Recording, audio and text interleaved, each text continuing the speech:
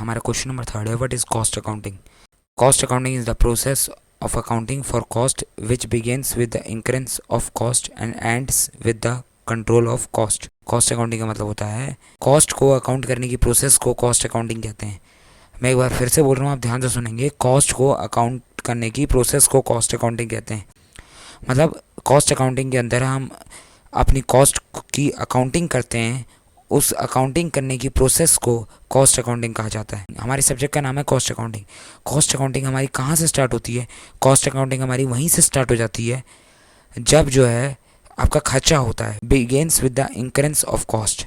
जैसे ही आपका खर्चा हो जाता है वैसे ही आपकी कॉस्ट अकाउंटिंग स्टार्ट हो जाती है, क्योंकि आप अपने खर्चों की रिकॉर्डिंग करना शुरू कर देते हैं। क्यों रिकॉर्डिंग करते हैं? क्योंकि आपको उन खर्चों की अकाउंटिंग करनी है। Ends with the control of cost. ख़त्म वहाँ नहीं होती कि जब हमने अपने खर्चों की अकाउंटिंग कर ली तो हमारी कॉस्ट अकाउंटिंग ख़त्म हो गई। ख़त्म होती है उनकी अकाउंटिंग करने के बाद, अपने खर्चों की अकाउंटिंग करने के बाद हम उनको एनालाइज करते हैं और कोशिश करते हैं कि उन पे जो है कंट्रोल बनाया जाए जितना हो सके और उनको जो है रिड्यूस किया जाए। तो कॉस्ट अकाउंटिंग हमारी स्टार्ट होती है जैसे ही हमारा खर्चा शुरू होता है और ख़त्म होती है जब हम एनालिसिस करके उन कॉस्ट के ऊपर कंट्रोल करते हैं। In other words, it is the formal system of accounting by means of which cost of the product, services or activities are ascertained। अपनी प्रोडक्ट, सर्विसेज और एक्टिविटीज़ की कॉस्ट को ascertain करते हैं इसके अंदर और उसको कंट्रोल करने की कोशिश करते हैं। हमने अपने कॉस्टिंग का मतलब देखा था। कॉस्टिंग का मतलब था कि कॉस्ट को ascertain करना। अब कॉस्ट को ascertain करने के बाद उसकी अकाउंटिंग करने को कॉस्ट अकाउंटिंग कहते हैं। तो सबसे वाइड टर्म कौन सी हुई हमारी? Cost accounting. कॉस्ट अकाउंटिंग के अंदर 4 चीज़ें होती हैं, उन चारों चीज़ों को हम देख लेते हैं।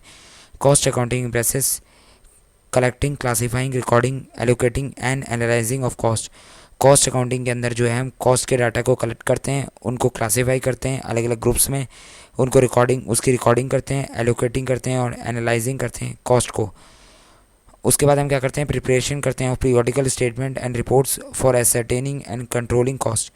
हम एक रिपोर्ट, पीरियोडिकल रिपोर्ट तैयार करते हैं। अभी हम देखेंगे हमारी बजटरी कॉस्टिंग के अंदर बजटरी रिपोर्ट होगी, हमारी कॉस्ट शीट होगी, अलग अलग तरीके के स्टेटमेंट्स बनाते हैं, रिपोर्ट्स बनाते हैं, जैसे कि हमारी स्टैंडर्ड कॉस्टिंग होती है।